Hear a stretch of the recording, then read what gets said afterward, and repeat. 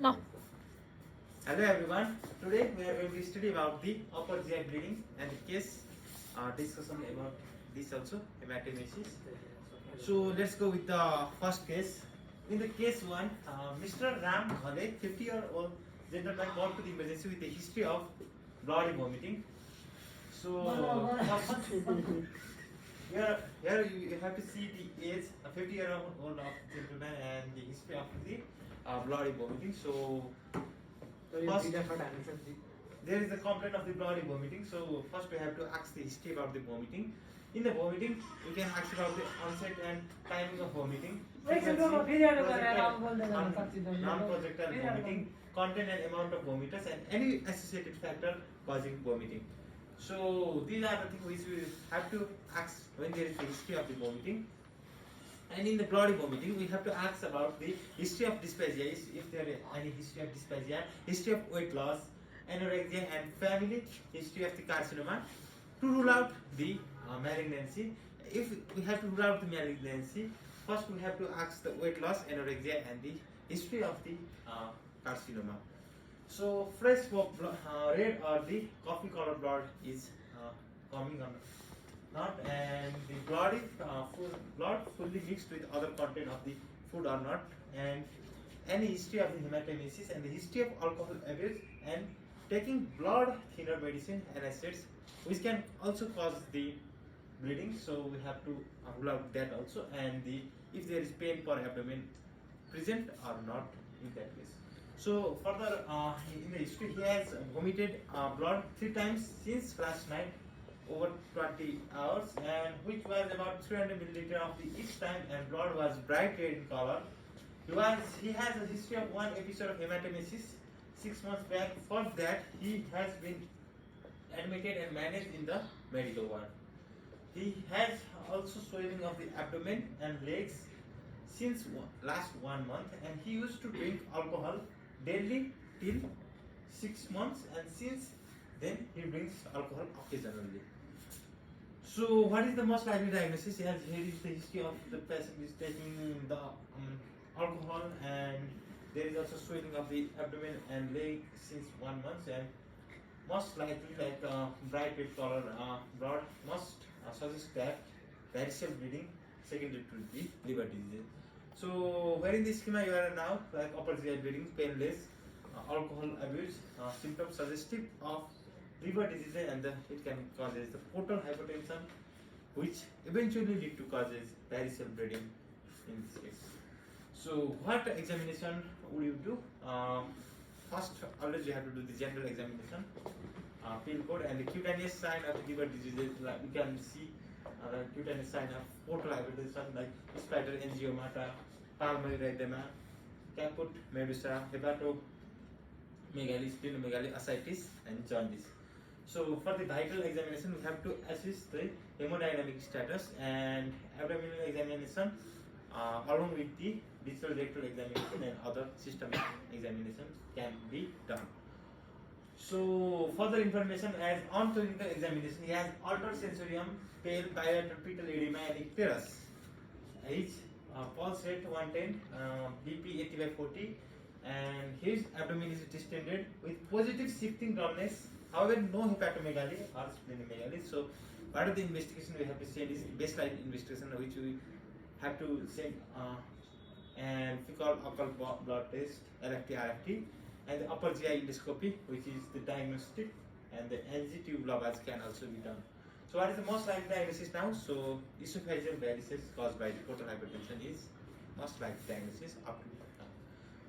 So let's go the next case. So in the case 2, Mr. Shiva Paul, 70-year-old male from Tapakhel, presented with the vomiting of the coffee grounded colored blood 1 hour back.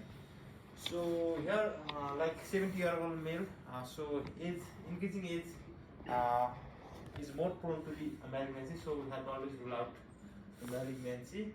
And the coffee grounded color suggests that blood is less profuse blood loss there, but if this fresh red color of the blood is present in the vomitus, then it suggests that there is profuse bleeding.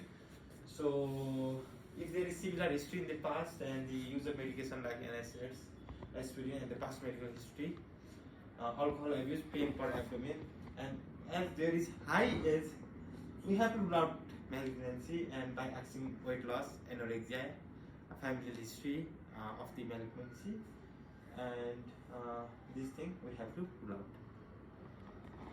So he has vomited one episode of coffee grounded colored blood 1 hour back, which was about 400 milliliter. He has also history of anorexia and weight loss, 12 kg during last 8 months. He also gives history of ash colored stool of soft in consistency, and he has no history of upper abdominal pain and abdominal swelling, and he is smoker by heavy. So like anorexia, weight loss, and smoker and the pain, this more suggest towards the carcinoma of the stomach. So if there is the dysphagia present, then we can suspect that it is we can suspect that it is carcinoma of the esophagus, but there is no any history of the dysphagia present, so we are more prone to carcinoma of the stomach in the upper GI bleeding. So in the schema, UGI bleeding, painless, and with anorexia, weight loss, malignant pathology, and there is no dysphagia, so more suggestive of the carcinoma of the stomach. So further examination, we have to do general examination, vital examination, and the systemic examination, and more focus on the abdominal examination with digital rectal examination. So further information in the clinical examination is looking weak, pale, no lymph node enlargement, pulse rate 100, BP 90/60, and the systemic examination are normal. DRE reveals no permeable mass in the rectum, and examining finger stain with black tarry stool, and protoscopic examination is normal. So further investigation, we have to always send the baseline investigation, fecal occult blood test, and the upper GI endoscopy can be done. So upper GI endoscopy is more gold standard like.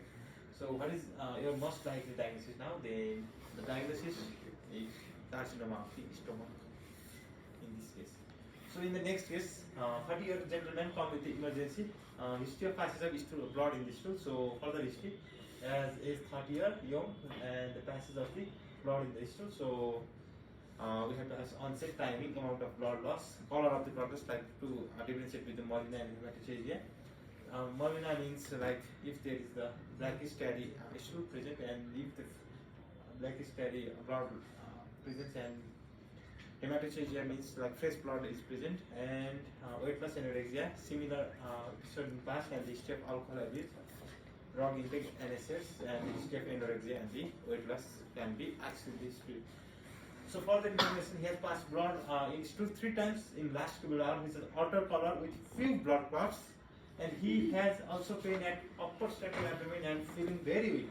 He gives history of upper pain upper central abdomen since last 1 year, which was relieved after taking some medicine prescribed by a physician, and pain reoccur after 2 to 3 months. He has no history of anorexia, weight loss, altered bowel and bladder habit, abdominal distension, vomiting, or fever in the past. So what is the most likely diagnosis? So from the history, we have more from like peptic, it is peptic ulcer diseases, as the also pain in the upper central abdomen.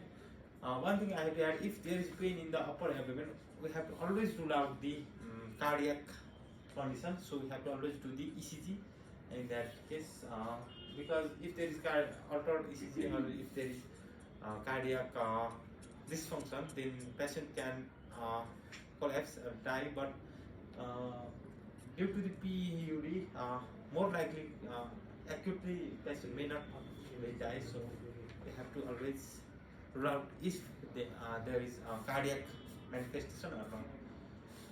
So for the schema, UGI bleeding, painful, without anorexia, weight loss, and the pain and pathology, and history of periodic pain and abdomen, and then NSAID use peptic ulcer diseases.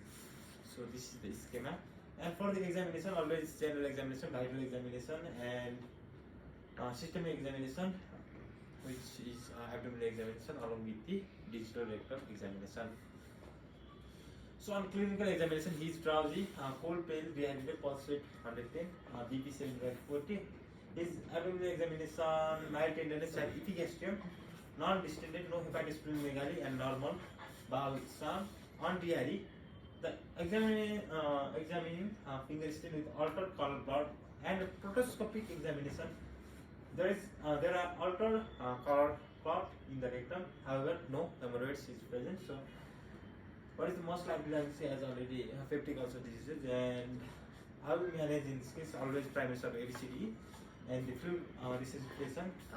And if there is like upper GI bleeding, first in the emergency we have to always give the proton pump inhibitor, as most cases are mainly due to this like more acid secretion in the stomach, and that causes the blood. So IV proton pump inhibitors are omeprazole, pantoprazole can be given, and the lavage can be also be taken. So let's go to next case. So in the case 4, 35-year-old may present to the doctor with the complaint of bloody vomiting. So age is young and there is a history of bloody vomiting. So for the history, like onset, duration, amount, content, projectile, non-projectile, and a history of alcohol abuse, and the associated features like pain, and the history of similar episode in past, and the history of anorexia and weight loss can be asked. So further information, like he has vomited blood of one episode 1 hour back, and which was bright red and about 200 ml. He gives history of heartburn, water brass, and then regurgitation, which was aggravated after taking large amount of milk, and especially while lying down. So what is the most likely diagnosis? So if like pain aggravated after taking the large amount of the milk, then there will be the secretion of the acid in the stomach, which causes the pain. So it suggests of the gastritis, and if the pain subside after taking the food, then it is more likely the duodenal ulcer or duodenal abnormality. So what examination should you do? General physical examination people can be done, and we have to focus on the terror as there is more blood loss, and vital examination, assess hemodynamic stability, and systemic examination along with DRE can be done. So on physical examination, he is conscious and well oriented, 90 pulse rate and BP 90/60, and systemic examination are normal, and the digital rectal examination was also normal. So we have to do in the investigation, we have to do the fecal upper blood test and the upper GI endoscopy. And what is your most likely diagnosis? So this is gastritis. The most likely diagnosis is gastritis in this case. So for the upper GI bleeding, this thing we have to need to know, like for the upper GI, up to the ligament of the bridge, if there is bleeding, then it is given as the term upper GI bleeding. Then the feature is like haematemesis as blood in the vomiting, and melena as from the upper GI to lower GI, then the blood becomes like coagulated, and then the melena like black tarry blood is seen in this too. So these features are seen, and the pain abdomen and other thing. And if there is there can be a benign and the malignant causes also, and to rule out the malignancy, so we have to ask the anorexia, weight loss, and the history of the malignancy, and these are the things which we need to know in the upper GI bleeding. So we have done the 4 cases in this, and I hope you have understand this clearly. So thank you for watching video, and thank you all of you for helping me. Thank you.